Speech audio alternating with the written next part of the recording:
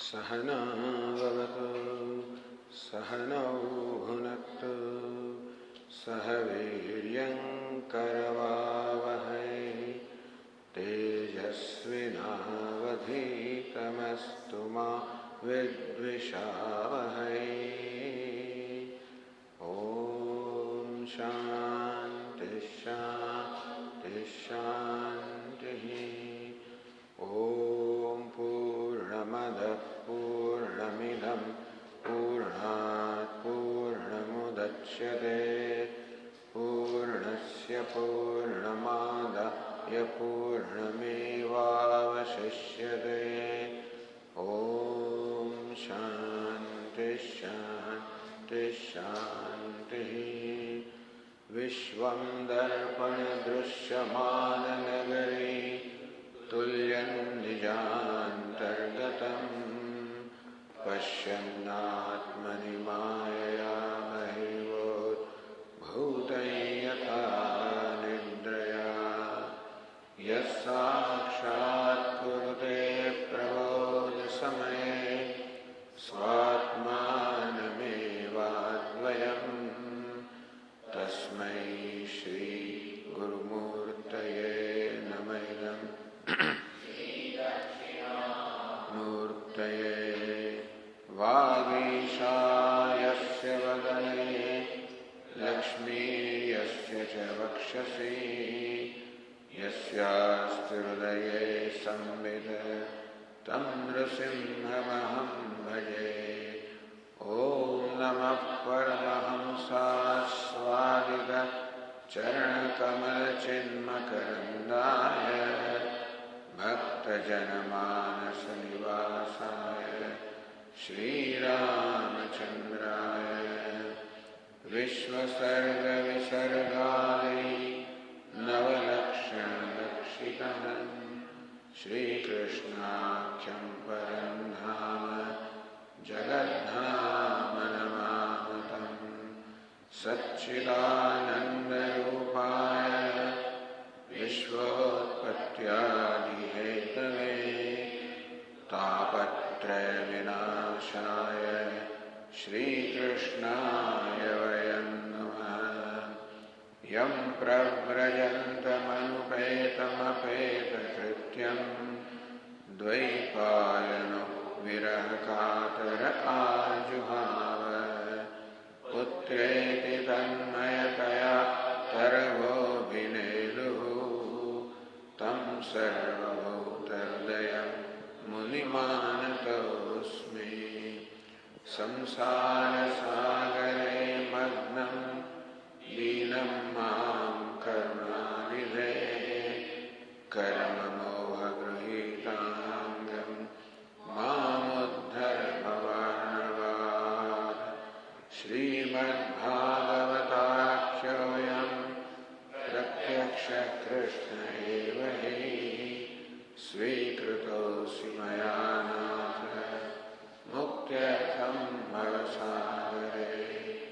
मनोरथो मदीयोऽयं सकलः सर्वथा त्वया निर्विघ्नेनैव कर्तव्यः दासोऽहं तव केशव।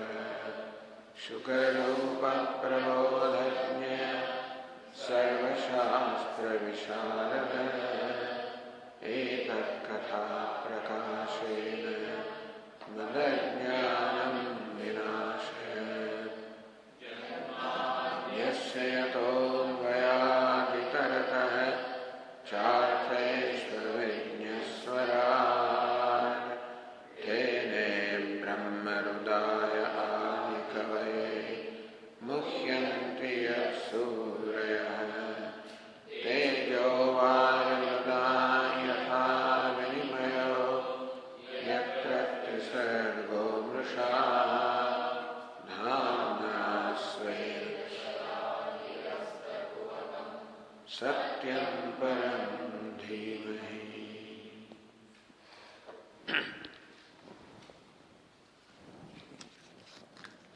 શ્રીમદ ભાગવતના એકાદશ સ્કંદમાં આ 23મો અધ્યાય ચાલી રહ્યો છે.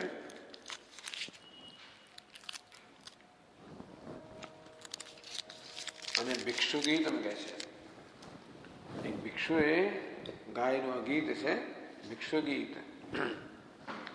તિતિક્ષુ બ્રાહ્મણ કા ઇતિહાસ એમ કહો.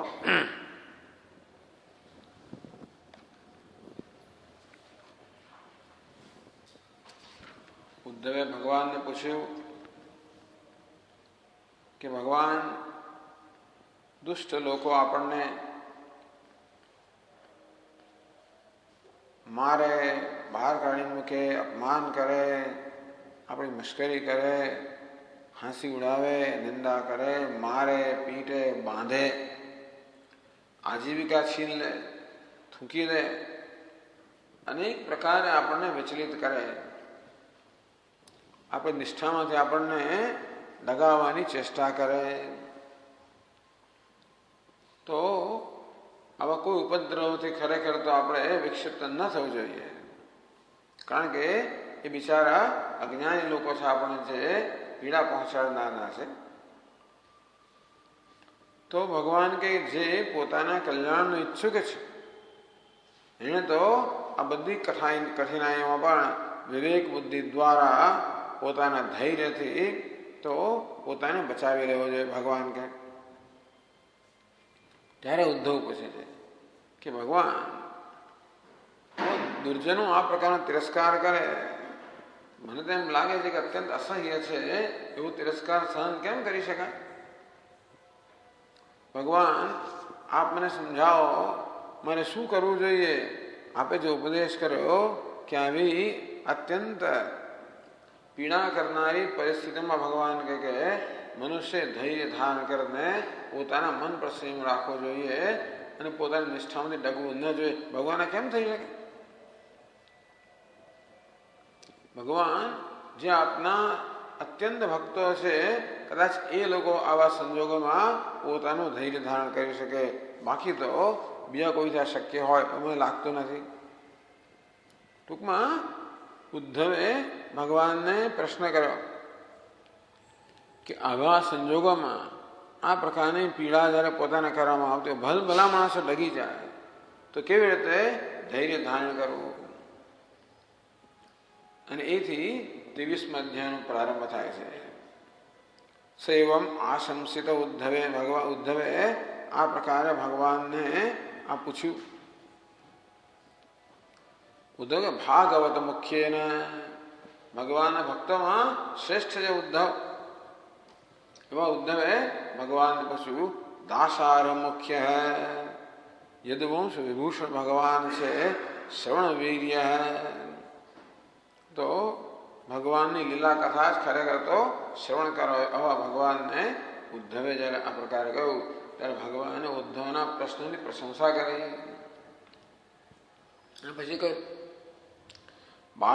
બહારસ્પત્ય સવૈ નાત્ર સાધુર્વૈ દુર્જનૈરિતૈ દુરુક્તિર્ભિર ભિન્નમાત્માન યસ સમાધાતમીશ્વર.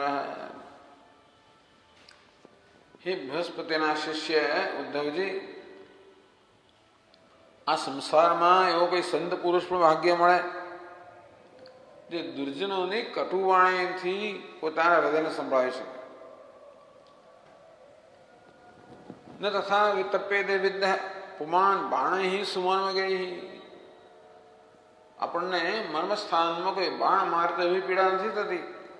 એવી પીડા દુષ્ટજનોના જે વચનો છે એના જેવી પીડા થાય. એ પીડા તો મર્મસ્થાનમાં બાણથી પણ થતી નથી. અંતેથી દુષ્ટ લોકોનો આ પ્રકારનો વ્યવહાર સહન કરે છે કે કોઈ સાધુ પુરુષ પણ ભાગી જશે. પણ છતાં એનો ઉપાય છે ખરો. હે ઉદ્ધવ, મહાત્માઓ આ વિષયમાં એક પ્રાચીન ઇતિહાસ બતાવે છે. હું તેને સંભળાવું છું, તું સાંભળ. કેનચિત ભિક્ષુણા ગીતમ પરિભૂતેન દુર્જનૈ. દુષ્ટ લોકોએ કોઈ ભિક્ષુકને જ્યારે ખૂબ જ સતાવ્યો ત્યારે આ ભિક્ષુએ જે કહ્યું એને ભિક્ષુ ગીત કહેવામાં આવે છે. સ્મરતા ધૃતિયુક્તેન વિપાકમ નિજ કર્મણા. એ ભિક્ષુએ બધું સહન કર્યું, જોયું કે આ બધું તો પોતાના કર્મને કારણે થઈ રહ્યું છે અને એ પ્રકારે પોતાના કર્મનો પરિપાક છે એ પ્રકારે વિચાર કરીને કેવી રીતે બધું સહન કર્યું. ભગવાન પછી બ્રાહ્મણની વાત કરે છે. કોઈ બ્રાહ્મણ હતો, અવંત એટલે ઉજ્જૈનમાં હતો અને ખેતીવાડી વ્યાપાર કરીને ખૂબ ધન કમાયો હતો, પણ અત્યંત લોભી હતો, ક્રોધી હતો, કામી હતો. કોઈ દિવસ કોઈને માટે એ પૈસા ખર્ચે નહીં. અતિથિઓ આવે તો પણ કોઈને સત્કાર એને પ્રાપ્ત ન થાય, એને સારા બે વેણ પણ ના કહે. ચાલો બીજા કોઈનો સત્કાર ના કરતો હોય, બીજો કોઈ મળે ધન ના ખર્ચો તો બરોબર છે, પણ ક્યારે પોતાને મળે ધન ના ખર્ચે.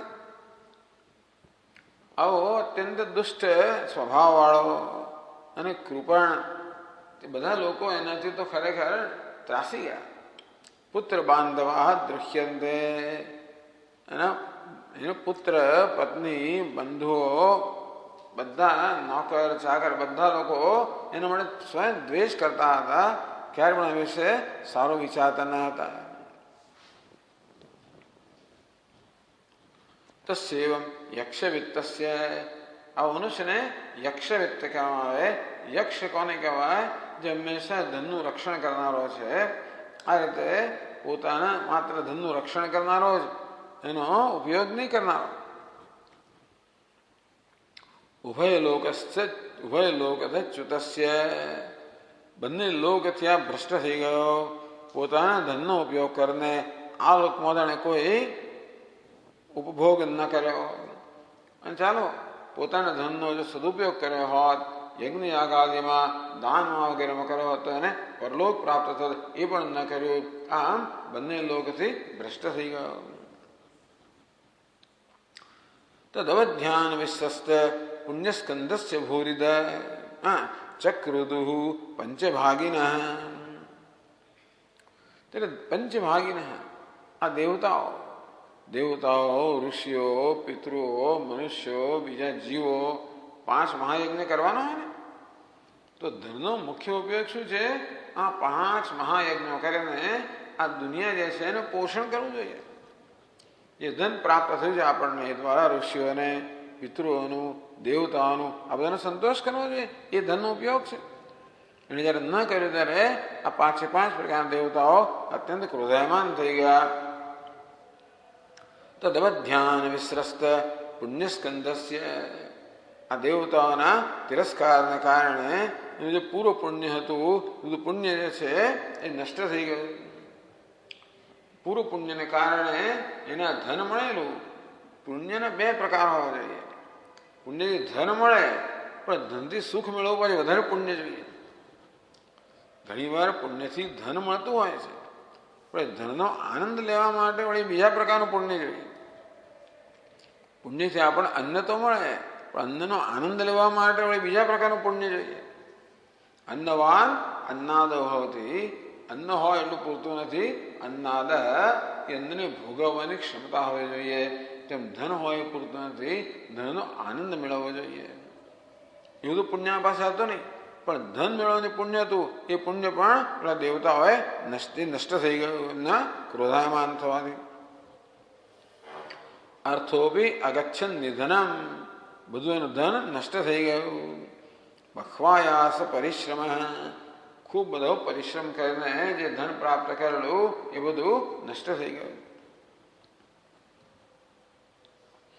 જ્ઞાતયો જગૃહુ કિંચિત દસ્ય ઉદ્ધવ, 11મા શ્લોકમાં કહે, હે ઉદ્ધવ, જ્ઞાતયો જગૃહુ કિંચિત, આ નીચ બ્રાહ્મણ છે એનું કેટલુંક ધન તો કુટુંબીઓ લઈ ગયા.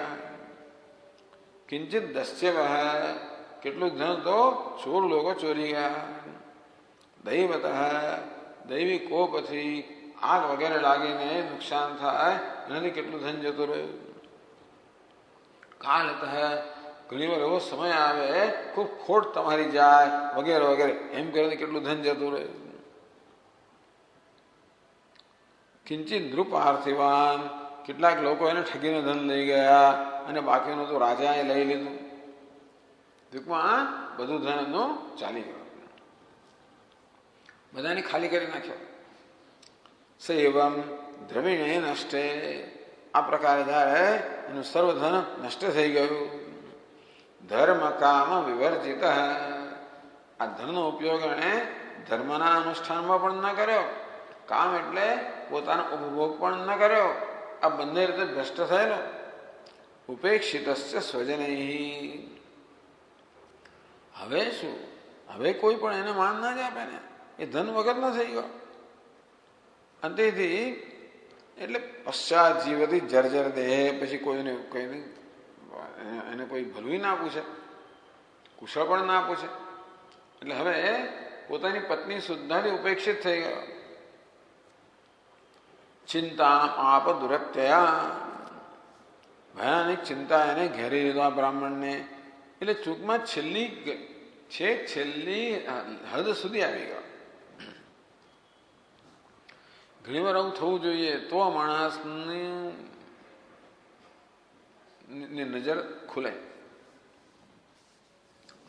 એટલે ઘણી વાર તો આ લોકો એવી સલાહ આપતા હોય છે, ઘરમાં પણ કેટલીક વાર છોકરા એવા હોય ને જે કશું કરતા ન હોય, બાપના પૈસા આગળ ના કરતા હોય, પૈસા વાપરે કરતા કશું જ ના કરે, જાત જાતના વ્યસનો હોય, બુરી આદતો હોય. બાપા બિચારાને એને એમ કે ચાલો સુધરશે સુધરશે સુધરશે એમ કરીને કેટલો ખર્ચો એની પાસે કરે, ડૉક્ટર પાસે લઈ જાય, એને પેલા પાસે લઈ જાય, એને સાયકોલોજીસ્ટ પાસે લઈ જાય, કશું ના થાય. પેલા સલાહ આપે કે એને છોડો, ઘરની બહાર કાઢી મૂક, પણ શું થશે? ફૂટપાથ ભલે ફૂટપાથ તો શું છેલ્લી હદ સુધી આવે છે ને ત્યારે પછી એને કંઈક સૂઝશે, ત્યાં સુધી કંઈ નહીં થાય. આ બ્રાહ્મણ એ હાલત થઈ. હવે બેક ટુ ધ વોલ, ટૂંકમાં હવે એને માટે કોઈ ઉપાય જ ન રહ્યો. અને ત્યારે હવે એનામાં વિવેક જાગૃત થયો. કંઈક હશે પૂરો પુણ્ય હોવું તો જોઈએ. વિવેક જાગૃત થયો. તસ્સેવમ ધ્યાયતો દીર્ઘમ નષ્ટરાય તપસ્વિન, નષ્ટરાય એનું બધું ધન નષ્ટ થઈ ગયું છે. તપસ્વિન અત્યંત કષ્ટ જે સહન કરી રહ્યો છે. ખિદ્યત મનમાં મહાન ખેદ થઈ રહ્યો છે. બાષ્પકંઠસ્ય પોતાના માટે પોતે રડે છે. અરે રે મને શું થઈ ગયું એમ કરીને રડતા રડતાનું ગળું નુધાઈ ગયું.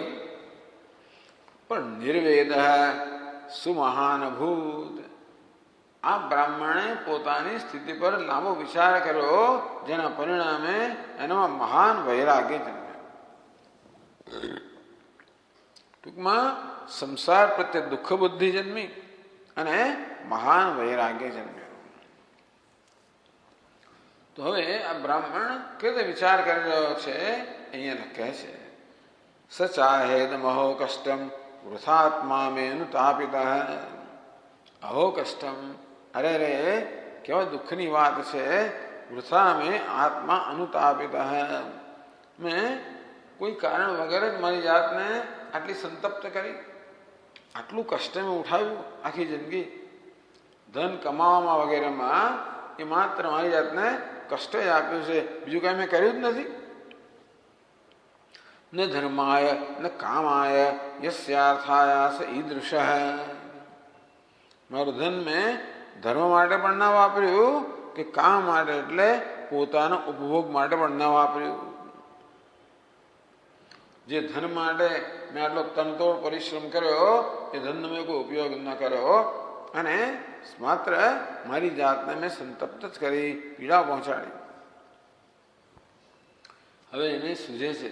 પ્રાયણાર્થા કદર્યાણામ ન સુખાય કદાચન, કહે છે કે મોટે ભાગે લોભી લોકોને એનું ધન ક્યારે પણ સુખનું સાધન બનતું નથી.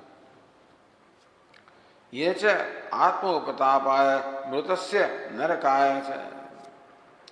લોભી કેને કહેવાય? ચમડી છૂટે તૂટે પણ દમડી ના છૂટે. એટલે પોતે ના ભોગવે. કંજૂસ માણસ, કંજૂસ લોભી એટલે જેને પોતાની પાસે જે છે એને સંતોષ નથી, અને કંજૂસ એટલે જે છે એ ખર્ચતો નથી, પોતાના વડે ના ખર્ચે.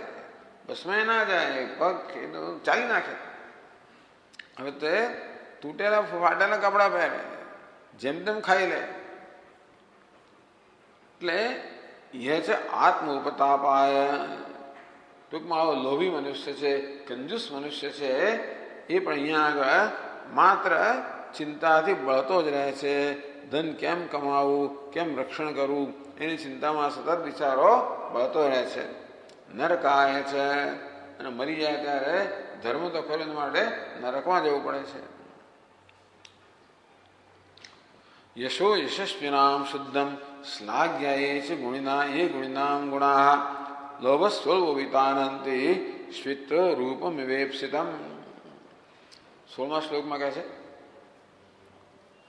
યશસ્વીનામ શુદ્ધમ યશ. આ લોભ શું કરે છે?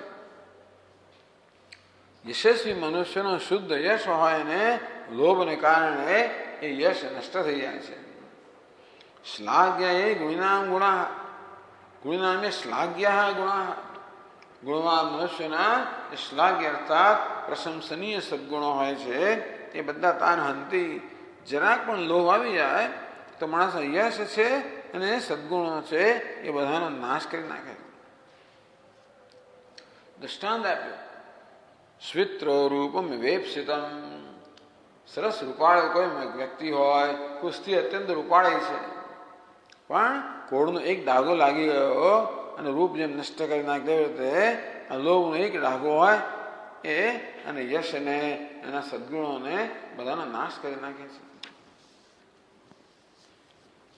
હવે 246મા પાના પર 17મા શ્લોકથી આપણે આગળ વધીએ.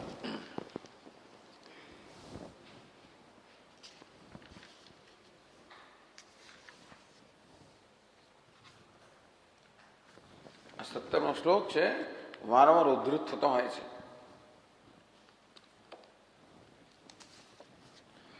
અર્થસ્ય સાધને સિદ્ધે ઉત્કર્ષે રક્ષણે વ્યયે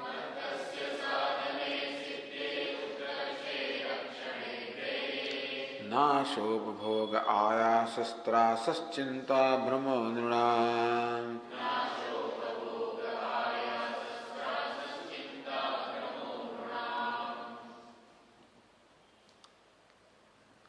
અર્થસ્ય સાધને. જો અર્થ એટલે ધન, આમાં બધું જ આવે. ધન આવે, સંપત્તિ આવે, સત્તા આવે, પ્રતિષ્ઠા આવે, કીર્તિ આવે, આ બધું ધનમાં આવી જાય. કેટલાક લોકો ધનની પાછળ પડેલા હોય છે, કેટલાક લોકો સત્તાની પાછળ પડેલા હોય છે, કેટલાક લોકો યશ કે કીર્તિની પાછળ પડેલા હોય છે. આ બધાનું એક જ વસ્તુ છે, અર્થ છે સાધને. આ વસ્તુ જે છે ને એને અર્થ ધનને કમાવામાં, પ્રાપ્ત કરવામાં મહાન પરિશ્રમ રહેલો છે. આયાસ, ત્રાસ, ચિંતા, ભ્રમ, નૃણામ. આ ચાર વસ્તુ કઈ? આયાસ મહાન પરિશ્રમ, ત્રાસ ભય, ચિંતા અને ભ્રમ. આ ચાર વસ્તુ હંમેશા આ ધન સંપત્તિ કે સત્તા પ્રતિષ્ઠા સાથે હંમેશા સંકળાયેલી છે. તો અર્થસ્ય સાધને. પહેલો તો પૈસા કમાવા માટે આયાસ, મહાન પરિશ્રમ કરવો પડે.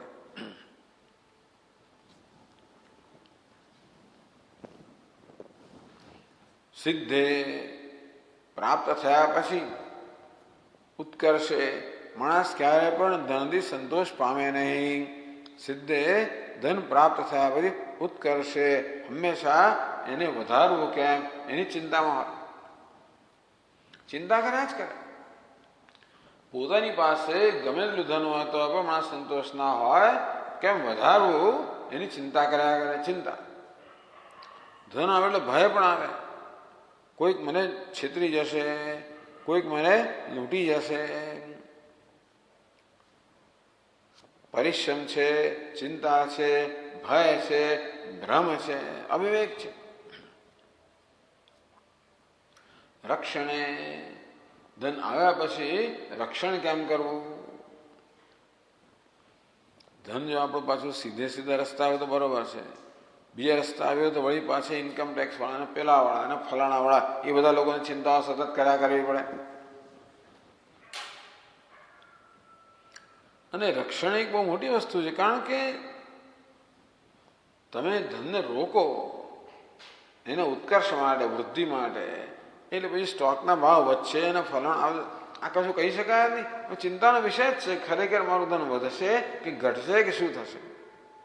ચિંતાનો વિષય, ભય તો રહેલો જ હોય. જો કે સ્ટોક પ્રાઇસ જતા રહે, જો આમ થઈ ગયો તો શું થશે, એટલે ચિંતા પણ રહેલી હોય. વ્યય ધન ખર્ચવાનું આવે ત્યારે છૂટે નહીં. કેટલો બધો પરિશ્રમ કરીને ધન મેળવ્યું હોય એને છોડતા બહુ કષ્ટ પડે. નાશો ભોગ આયાસ. આ નાશો ભોગ શું છે? નાશો ભોગ કઈ વિભક્તિ છે?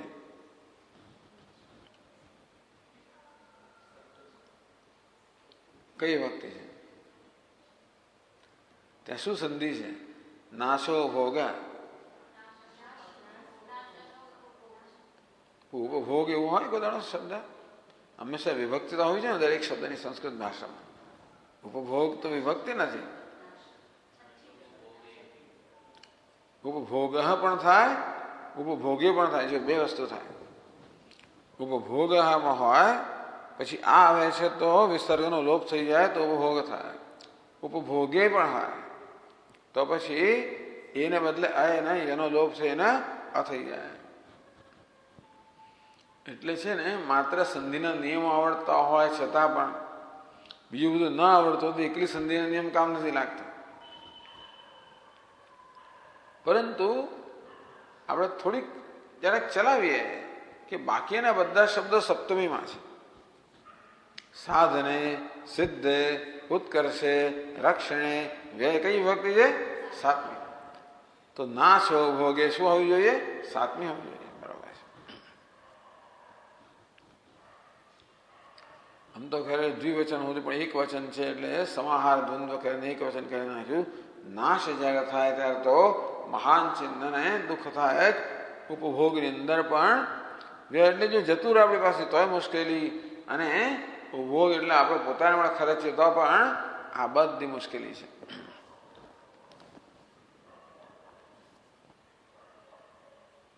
ટૂંકમાં નાશ અને ઉપભોગમાં માત્ર ચિંતા અને શોક થાય. જતું ધન એટલે ચિંતા શોક થાય. બીજા બધામાં તો ત્રાસ થાય, ચિંતા થાય, ભય લાગે. આયાસ કાય ક્લેશ હૈ. આયાસ એટલે કાય ક્લેશ, મહાન શારીરિક પરિશ્રમ. ત્રાસ યસ્માત કસ્માત ભયમ પુત્રાદપી ધનભાજામ ભીતિ. શંકરાચાર્ય મહારાજ કહે કે ધનવાન મનુષ્યને તો પોતાના પુત્ર પ્રત્યેથી પણ ભય હોય છે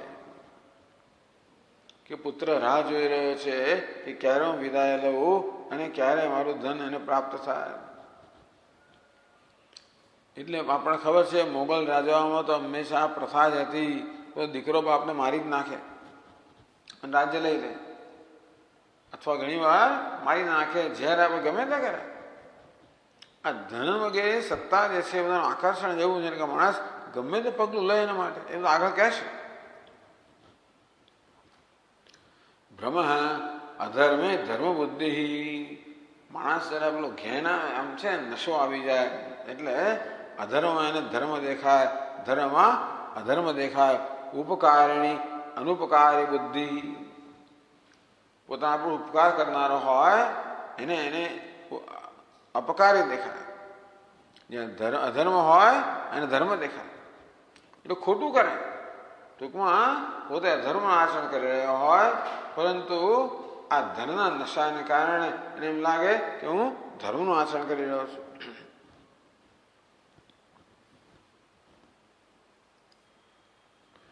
આ તો આટલી વાત કહી. બીજી 15 વસ્તુ કહે છે પાછી. ધન સાથે ધન એટલે સત્તા, પ્રતિષ્ઠા બધું સમજી લો. શંકરાદેવી 15 વસ્તુ કહે છે. 18 ને 19 શ્લોકોમાં કહે છે. स्थेयं हिंसानृतं दम्भः कामः क्रोधस्मयो मदः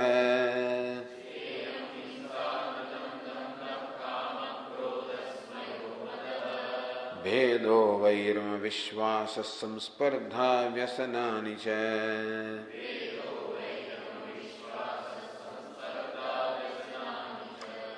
एते पञ्चदशानर्था ह्यर्थमूला मता नृणाम्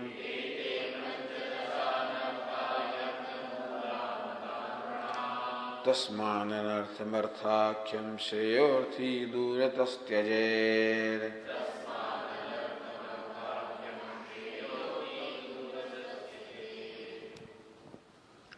स्थेयम जो पैसा कमावा હોય તો ચોરી કરવી પડે મોટા ભાગના લોકો બહુ ધન કમાતા હોય એની વાત છે. જે બિચારો પગારતા માણસ હોય થોડો ઘણો એ બધા નહીં, પણ આ બધા જે અબજોપતિ લોકો છે ને બધા, એ તમે એમને જીવનમાં જોજો. અંબાણી આવે કોઈ નામ આપણે દેવાની જરૂર, કોઈના જીવનમાં જોજો કે જાત જાતની છેતરપિંડી કરતા હોય છે. સરકાર સાથે છેતરપિંડી કરે, પોતાની લાગ લગાવીને જાત જાતના કોન્ટ્રાક્ટો કરીને પોતે લાભ મેળવી જાય. ચોરી, ટેક્સની ચોરી કરતા હશે, જાત જાતની ચોરી કરે. સ્નેહમ એટલે આ ધનની અંદર ચોરી રહેલી છે. ધન કમાડે ચોરી કરવી પડે. હિંસા, ધન કમાવો તો બીજાને નુકસાન પહોંચાડવું પડે, બીજાને ઈજા પહોંચાડવી પડે, બીજાને નુકસાન પહોંચાડવું પડે. કોઈકને મળે ત્યારે કોઈક રહી જતો હોય ત્યારે જ મળે ને પાછું. તો કોઈનું હડપી લેવાનું હોય. આ લોકો શું પેલી મોટી માછલી જેવી રીતે નાની માછલીને હડપી જાય તેવી રીતે આ મોટા વેપારીઓ નાના વેપાર હડપી જાય. અત્યારે પેલું ચાલે ને FDI, ફોરેન ડાયરેક્ટ ઇન્વેસ્ટમેન્ટ ની બધી વિવાદો ચાલતા હતા. એમનો એક ભય હતો કે આટલા મોટા જ્યારે લોકો આવશે વોલમાર્ટ વગેરે, ત્યારે નાના નાના બિચારા આ ગાંધી લોકોનું શું થશે, કરિયાણાનું શું થશે, બધા બંધ કરી દેવું પડશે. પેલા તો હડપી જવાના છે બધાને. એટલે હિંસા, આ ધન કમાવામાં હિંસા રહેલી છે. અનૃતમ, જુઠ્ઠું બોલવું પડે. બધું સાચું સાચું પ્રામાણિક તો ના થાય બી કામ તમારાથી. જુઠ્ઠું બોલવું પડે, પ્રામાણિકતાનો ભોગ આપવો પડે. દંભ હોય એને કરતા જુદું કહેવું પડે, હોય એને કરતા જુદો દેખાવ કરવો પડે. જે ગયા મુખ મેં રામ બગલ મેં છુરી, આમ ખરેખર તો એને લૂંટવા માટે ગયો હોય. બધા લોકો કોન્ટ્રાક્ટ કરતા હોય છે ને, એટલે કશું આપણે કોઈને કોઈ પાસે ખરીદીએ, આપણે કોઈ મોટો પ્લાન્ટ બાંધવો હોય, બધા મોટા કોન્ટ્રાક્ટો આપીએ, ત્યારે લોકો ખાસ કરીને વિદેશી લોકો આપણે એમ કે બહુ પ્રામાણિક છે, પણ એવા કોન્ટ્રાક્ટમાં એવી બધી કલમો લખેલી હોય, જો સરખી રીતે ન વાંચો તો ક્યાં ને ક્યાં તમને ખાડામાં પાડે. તો જોયો જ્યારે ઝઘડા થયા હોય તો હિન્દુસ્તાન લોકો જ એમાં ગુમાવે. કોર્ટની અંદર એ લોકો જ ગુમાવવાનો. પેલા લોકો બરોબર એ લોકો ઇન બિટવીન લાઇન્સ લખ્યું હોય, પણ એના અર્થઘટન જાત જાતનું થતું હોય. આમ ધન કમાવામાં દમ ભરાયેલો છે. કામ, જેનું ધન મળતું જાય તેમ તેમ એની ઈચ્છા વધતી જાય, કામના વધતી જાય, માટે કામ રહેલો છે. અને આપણું ધાર્યું બધું ના થાય હંમેશા, તો શું થાય? ક્રોધ થાય. જ્યારે કામના પૂરી ના ત્યારે ક્રોધ જન્મવાનો છે. સ્મય, આપણું ધાર્યું થાય ત્યારે ગર્વ થાય. સ્મય એટલે ગર્વ. મદ એટલે નશો ચડી જાય, અવિવેક આવી જાય, માણસ શું કરવું શું નહીં કરવું કોઈ ભાન ન રહે. ભેદ પાસેથી કહે છે કે આ ધન છે ને, તમે ધન ક્યારે કમાઈ શકો? કોઈનામાં વિખવાદ ઉભો કરો, ભેદ ઉત્પન્ન કરો, બીજા જે ફૂટ પડાવો. સત્તા માટે કરતા હોય છે ને, ફૂટ પડાવે. જે લોકોએ કર્યું એમણે કર્યું, પણ આ લોકોમાં બીજે ફૂટ પડાવી. પેલા એમને ઊભા કર્યા, કેશુભાઈને ઊભા કર્યા, એનું જે થાય એ ખરું, પણ આમાં ફૂટ પડાવીને કેવી રીતે સત્તા કેમ મેળવે ને જાત જાતના કેવા બધા લોકો કાવતરા કરતા હોય છે. કોઈ કોઈથી જાય એવું નથી આમ તો, પણ એટલે પેલો આમાં ફૂટ પડાવે, પેલો પેલામાં ફૂટ પડાવે. પણ તમે જોજો આ બધી રમતો ચાલતી હોય છે અત્યારે. પેલો આ પાર્ટીમાં પેલી બાજુ હોય અને પેલા નાથી આમ ખેંચ્યો અને બધું ખરું ચાલતું જ હોય છે. આમ ભેદ એટલે ભેદ બુદ્ધિ, ફૂટ પડાવવી. વૈરમ, વૈર બધે હા એમને તો મળે જ નહીં તમને. કારણ કે તમારે સત્તા, તમારે ધારો કે એવી ખુરશી જોઈતી હોય તો એને માટેના એ હોદ્દો તમારે પ્રાપ્ત કરવો હોય તો એને હમણાં દાવેદારો ઘણા હોય. બધા હોદ્દો એક હોય, ચીફ મિનિસ્ટર એક હોય, પણ એના દાવેદારો કેટલાય હોય? 3-4, 6 જણ હોય. માટે આ પાછો ભેદભાવ ઉત્પન્ન, વૈર ઉત્પન્ન કરે, તમારો દુશ્મન બની જાય. વૈરમ અવિશ્વાસ, તો કોઈનો વિશ્વાસ ના કરી શકો. કારણ કે એમ જ લાગે કે આ બધા લોકો મારી આસપાસ કેમ ફરે છે, કેમ મારી આજુબાજુ છે, આ બધા કંઈક લાભ માટે લોટતા હશે. પોતાની નજીકમાં લોકોનો પણ વિશ્વાસ ના કરે. કેટલાક રાજાઓ તમને ખબર છે ને કે રસોઈ બન્યા પછી રસોઈયાને જ પહેલા ખાવાનું કહે, ભાઈ પોતે ખાય, કંઈક એને અંદર મેળવી દીધું હોય તો. ટૂંકમાં પત્નીનો કોઈનો વિશ્વાસ ના કરે માણસો.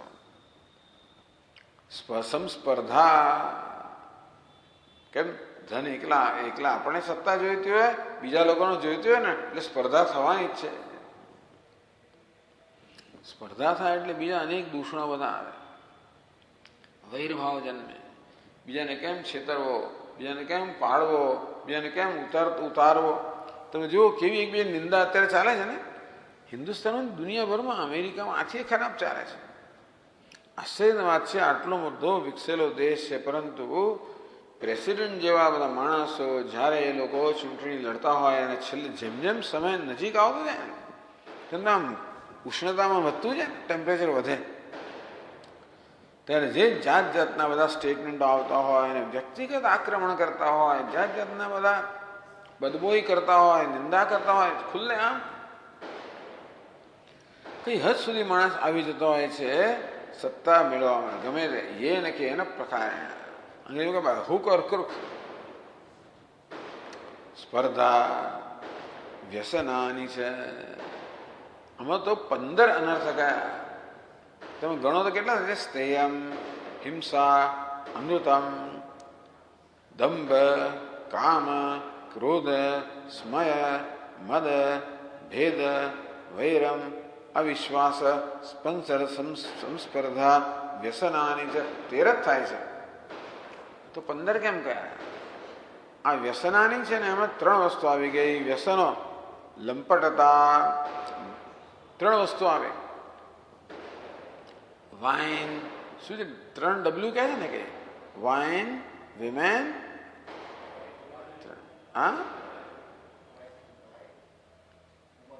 લંપટતા, જુગાર અને શરાબ, આ બધું આવે. એટલે વ્યસનમાં 3 આવી ગયા, એમ કે 15 થયા. એટલે સ્ત્રી લંપટ એટલે સ્ત્રી લંપટતા, એ બધી વસ્તુ પણ આવવાની જ છે. એમાં શું થાય છે કે આ બધો પરિશ્રમ કર્યા છતાં પણ માણસને કોઈ પ્રકારનો સંતોષ કે આનંદ નથી. અંદરથી તો વિચારો બહુ જ શૂન્ય છે હોય ને. એને માણસને કંઈ ને કંઈ પોતાના મનને મનોરંજન આપણે કંઈ ને કંઈ કરવું જ પડે. સાદી સીધી વસ્તુઓ તો એને મનોરંજન ના આપી શકે, એટલે આવું પછી કરવું પડે. એટલે જુગાર, શરાબ, સ્ત્રી લંપટતા, આ બધા અનર્થો. એ તે 15 અનર્થા. આવા 15 કેટલા છે? અનર્થ છે. અર્થમૂલા મતાનૃણામ. આ બધા અનર્થો અર્થને કારણે છે, ધનને કારણે છે. નૃણામ અર્થમૂલા મતા. ટૂંકમાં મહાપુરુષોએ જોયું છે કે આ ધન છે, અર્થ છે, એ જ આ બધા પ્રકારના અનર્થો ગણાવ્યા. 15 અનર્થ. આગળ 4 કયા જુદા પાસે? આયાસ, ત્રાસ, ચિંતા અને ભ્રમ, એ તો ખરા જ. તો ઉપરાંત બીજા 15. તસ્માદ અનર્થમ અર્થાખ્યમ. અર્થાખ્યમ અર્થ જેની આખ્યા છે, અર્થ જેનું નામ છે, જે કહેવાતો અર્થ જે શું છે? અનર્થમ. જે અર્થ નામધારી વસ્તુ છે, જે ખરે કેવી છે? અનર્થ છે, એનો અર્થ કહેવામાં આવે છે. અર્થ એટલે ધન તો ખરું, અર્થ એટલે પુરુષાર્થ, એટલે અર્થ એટલે જે આપણે ખરેખર ઉપયોગી છે, પણ એ ખરે કેવું છે? અનર્થ છે. એટલે શંકરાચાર્ય મહારાજે કહ્યું અર્થમ અનર્થમ ભાવય નિત્યમ નાસ્તિ તત સુખલેશ સત્યમ. ભજે ગોવિંદમાં કે અર્થમ અનર્થમ ભાવય નિત્યમ. હે શિષ્ય, સતત આ પ્રકારની ભાવના કર. એટલે કે આ વસ્તુ તારા મનમાં જો અર્થમ અનર્થમ, અર્થ છે એ બધા જ અનર્થનું મૂળ છે. આ વસ્તુ તું તારા મનમાં સમજ અને ધ્યાન રાખે. નાસ્ત તથા સુખ લેશ સત્યમ. અર્થમાંથી સુખનો એક લેશ પણ પ્રાપ્ત થતો નથી. તસ્માદ અનર્થમ અર્થાખ્યમ. આખ્ય એટલે નામ. અર્થ જેનું નામ છે એ વાસ્તવમાં અનર્થ છે. શ્રેયોર્થી દૂરતસ્ત્યજેત. શ્રેયોર્થી, શ્રેય એટલે કલ્યાણ. જે પોતાના જીવનમાં કલ્યાણ ઈચ્છતો હોય એને તો દૂરથી જ ત્યાગ કરવો જોઈએ. વિવેક છોડામાં વિષયની વાત કરવામાં આવે કે વિષય કેવા છે? વિષધર સર્પ કરતા ખરાબ છે. સર્પ તો તમને જયારે ડંખે પેલું વિષ જે છે ને, એ તો તમે એનો આહાર કરો ત્યારે મારી નાખે. આ વિષયો તો જોવા માત્રથી મારી નાખે. માટે વિષયોને દૂરથી ત્યાગ કરો. તેવી રીતે અર્થનો પણ દૂરથી ત્યાગ કરો. એને આવવા દો અને પછી જુઓ કે શું શું કરે, પછી ત્યાગ કરો. એ આણે કર્યું. આ બ્રાહ્મણના બધું થઈ ગયું એટલે હવે એની આંખ ખુલી. પણ એટલે કહે છે કે ભાઈ શ્રેયોર્થી, જે પોતાના જીવનમાં કલ્યાણ ઈચ્છતો હોય ને તો અર્થનો એટલે ધનનો, સંપત્તિ, સત્તા, પ્રતિષ્ઠા, મુમુક્ષુની વાત કરવામાં આવે છે. સંસારીની વાત નથી કરવામાં આવતી. મુમુક્ષુની વાત, જે જીવનમાં કલ્યાણ ઈચ્છે છે તો આનો દૂરથી ત્યાગ કરવો જોઈએ.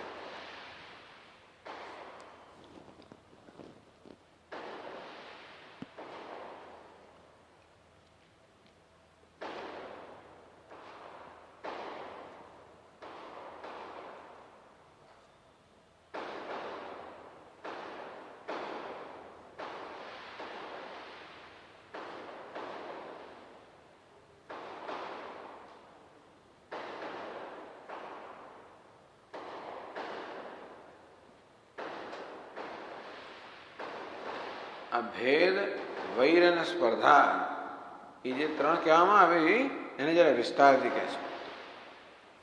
18મા શ્લોકની બીજી પંક્તિ કહ્યું ને, ભેદો વૈરમ અવિશ્વાસ સંસ્પર્ધા.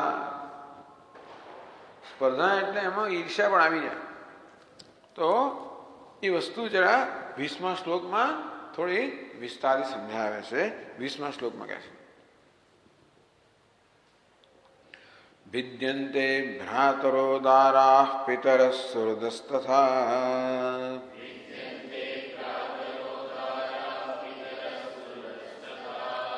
એકા સ્નિગ્ધાઃ કાકિણીના સદ્યઃ સર્વે રયઃ કૃતાઃ.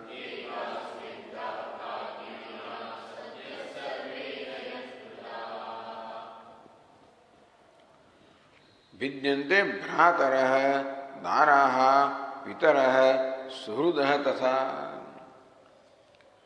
આ બધા વચ્ચે ભેદ પડી જાય છે, ફૂટ પડી જાય છે. ટૂંકમાં આટલા બધા નજીકના સંબંધી ભાઈ ભાઈ વચ્ચે ભેદ ઉભો થઈ જાય. ભેદ એટલે ફૂટ પડી જાય. વચ્ચે વૈર ઉત્પન્ન થાય ભાઈ ભાઈ વચ્ચે. શેને કારણે? ધનને કારણે. એ તો જાણેલો કિસ્સો છે હિન્દુસ્તાનની અંદર કે ધન ભાઈઓ કહેવાય એકબીજાના દુશ્મનો થઈ જાય. દારા અરે પતિ પત્ની વચ્ચે.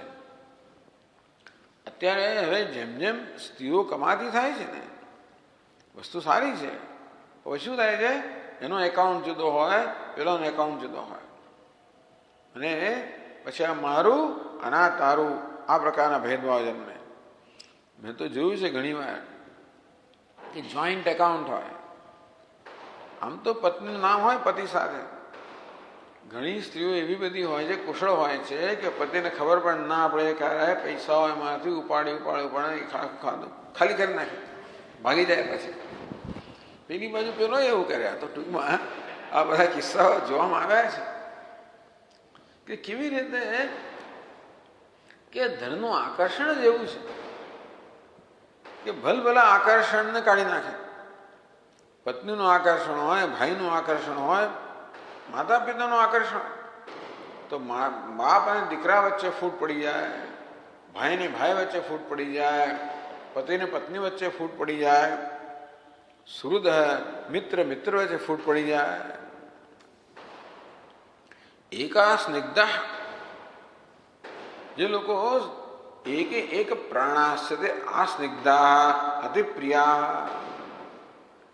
એક પ્રાણ સમાન પ્રિય હોય, અત્યંત સ્નિગ્ધ અત્યંત પ્રિય હોય, આવી જાતના સંબંધો હોય તોય પણ કાકીણ કોડી. આ કોડી શું કરે છે? સદ્ય સર્વે અરય કૃતા. અરય એટલે અરીનું અરય. અરય આ બધા લોકો સદ્ય તરત જ અધન કઈ વસ્તુ છે, આ વચ્ચે ભેદભાવ ઉત્પન્ન કરીને એમનામાં વૈરભાવ જન્માવે. ટૂંકમાં ભાઈ ભાઈનો શત્રુ બની જાય, પિતા પુત્ર એકબીજાના શત્રુ બની જાય, પતિ પત્ની. અરે તો તમને તો ખબર નહીં આ બધી દુનિયામાં શું ચાલે છે, પણ કોર્ટમાં કેવા કેવા કેસ ચાલતા હોય છે બધા. ઘણી બધી સ્ત્રીઓ હોય છે ને, એ લોકોનો એક જ ધંધો હોય છે કે કેવી રીતે અત્યંત ધનવાન પુરુષ સાથે લગ્ન કરવા. અમેરિકામાં તો છૂટા આપણોને જોડાવવું સરળ હોય છે, બહુ વારંવાર થતું હોય.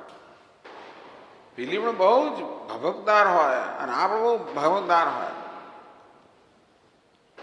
6 મહિના 12 મહિના વર્ષ 2 વર્ષ પછી ફૂટફાટ પડી એવી સ્થિતિ આવી જાય કે છેવટે છૂટાછેડા લેવાનો સમય આવી જાય. પછી જે પેલી સ્ત્રી બરોબર એ દશા કરે, પહેલે પ્લાન કરી જ રાખ્યો આવું જ કરવું, અને પેલા અડધી મિલકત લાખો કરોડો અબજો રૂપિયા લઈ જાય. આ પ્રકારની યોજનાથી જ બધું કરવામાં આવ્યું એવું માને છે લોકો ઘણી વાર. એ ટૂંકમાં આ બધું થતું એ ધન માટે લોકો શું નથી કરતા. એટલે પહેલેથી એવી યોજના કરી, પછી પાછળથી એનું મન બગડ્યું કે શું છે ભગવાન જાણે. પણ કોઈક રીતે ધન સાથેનું સંબંધ કે આકર્ષણ એટલું તીવ્ર હોય છે કે બાકીના બધા આકર્ષણ જે છે એ ભૂલી જવાય છે. એક વસ્તુ રહી જાય. ટૂંકમાં ધન માટે માણસ ગમે તે ગુમાવવા તૈયાર થઈ જાય. મિત્રને ગુમાવી દે, પુત્રને ગુમાવી દે, પત્નીને ગમે તેને ગુમાવવા તૈયાર છે ધન માટે. સદ્ય સર્વે અરય કૃતા. આ કોળીના કારણે બધા એકબીજાના શત્રુ બની જાય છે.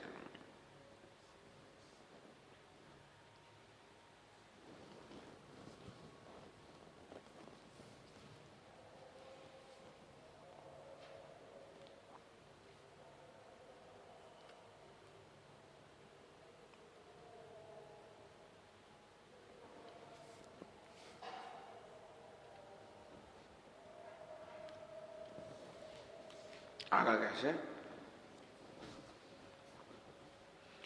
અર્થેનાલ્પ્ય સાહ્યેતે સમૃદ્ધા દીપ્તમન્યવઃ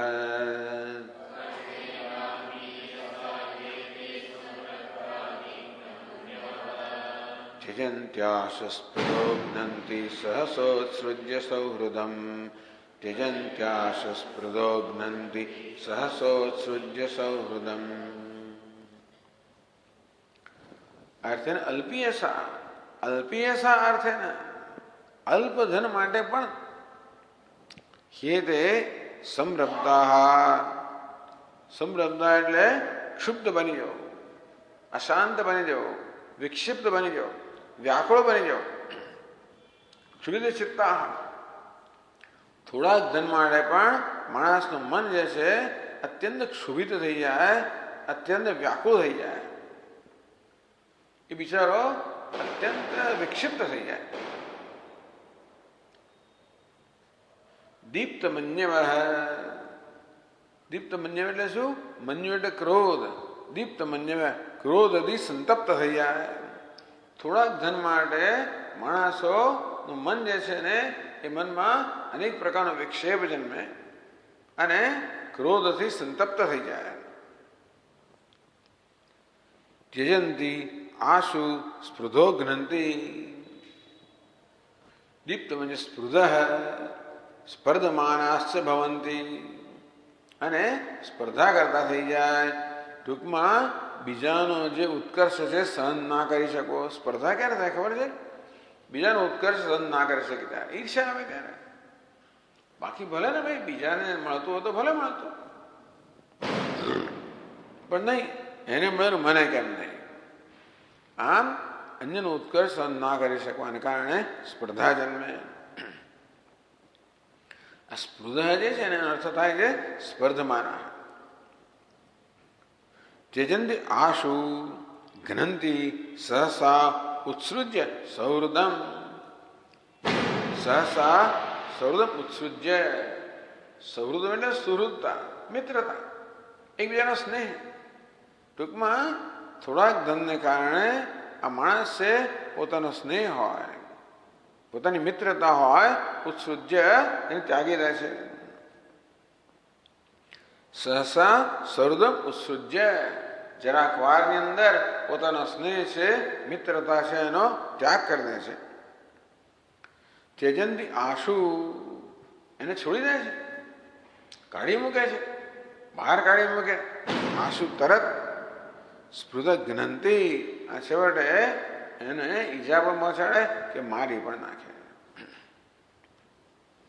આ બધું થઈ જાય છે ને માટે અર્થ છે એને અલ્પીયસા, અલ્પ અર્થથી જ આવું થાય છે.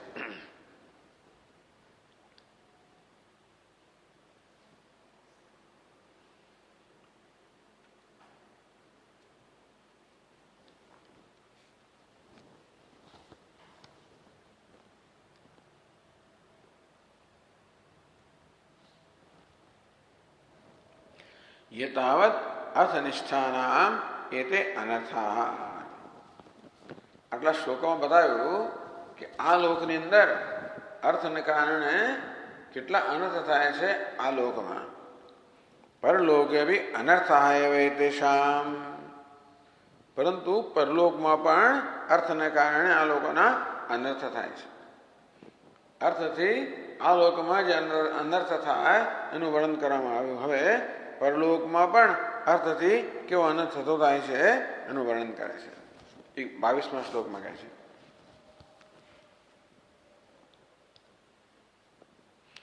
લબ્ધ્વા જન્મામર પ્રાર્થ્યમ માનુષ્યમ તદ્વિજાગ્ર્યતામ,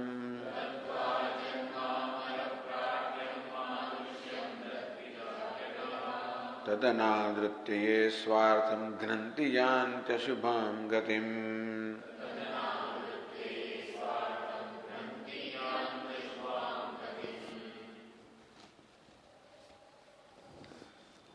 અમર પ્રાર્થ્યમ માનુષ્યમ જન્મ લબ્ધ્વા,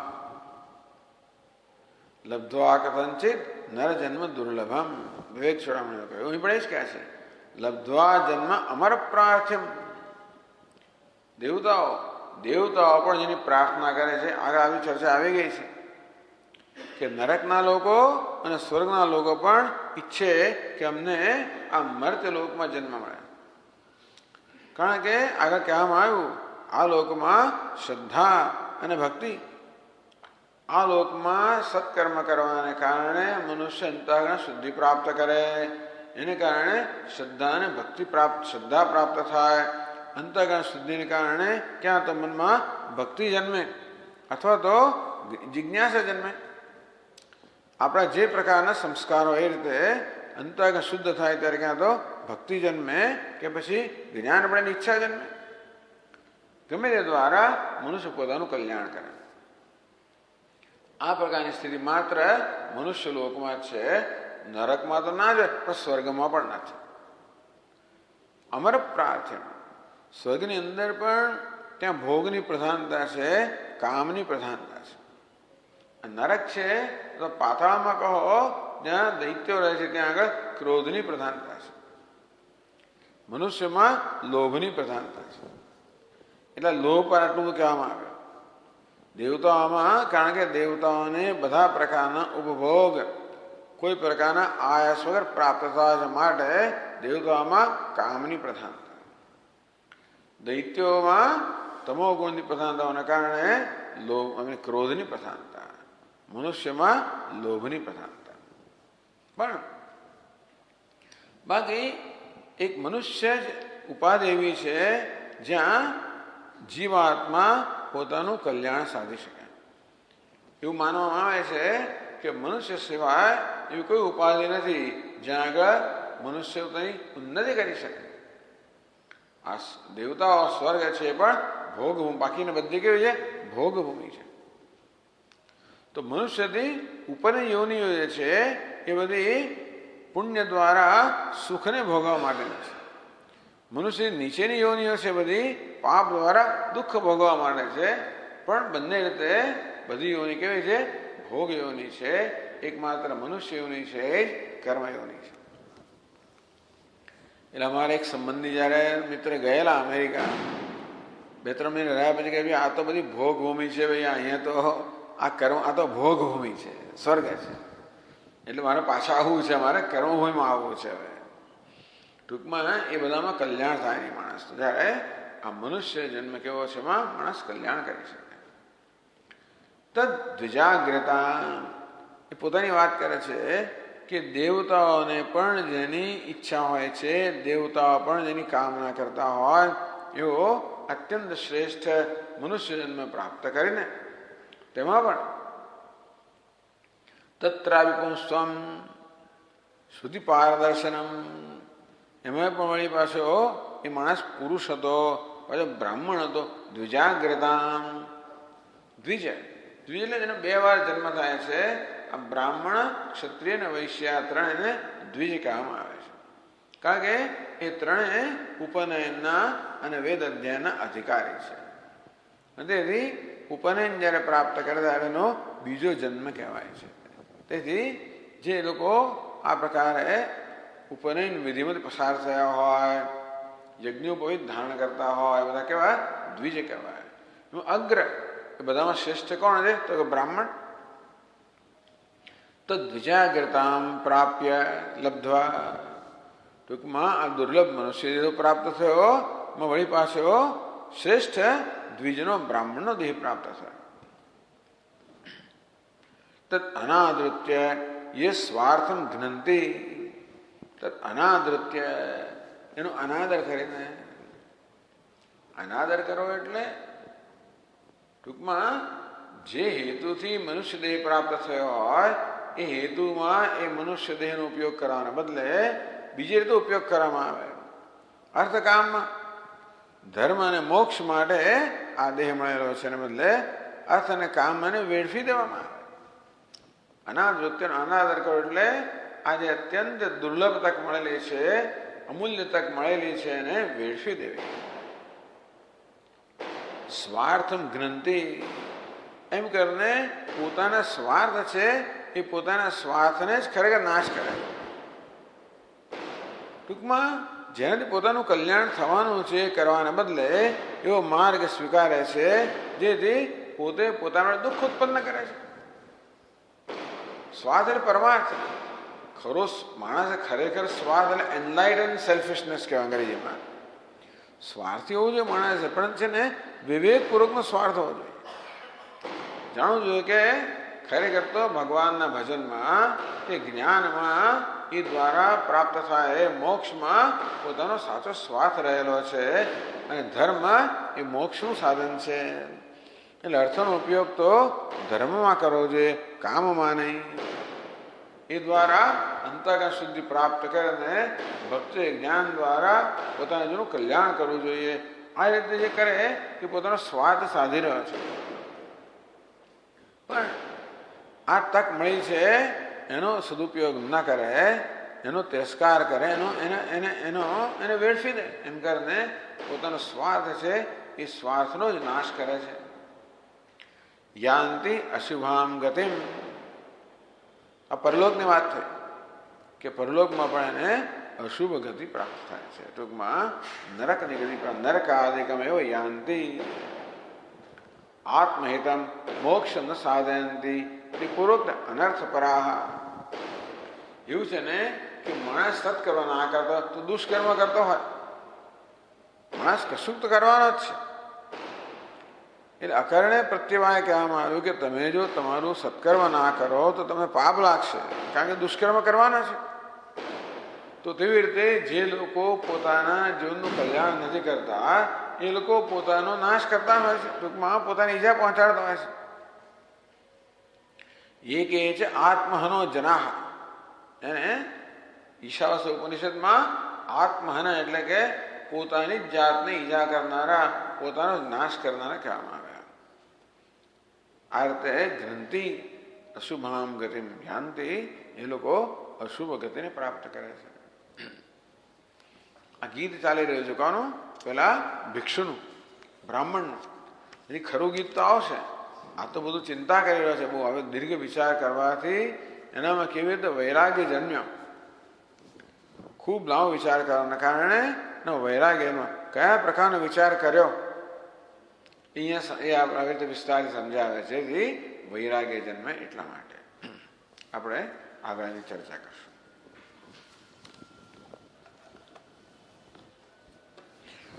ઓમ પૂર્ણમદ પૂર્ણમિદમ પૂર્ણાત પૂર્ણમુદચ્યતે પૂર્ણસ્ય પૂર્ણમાદાય પૂર્ણમેવાવશિષ્યતે.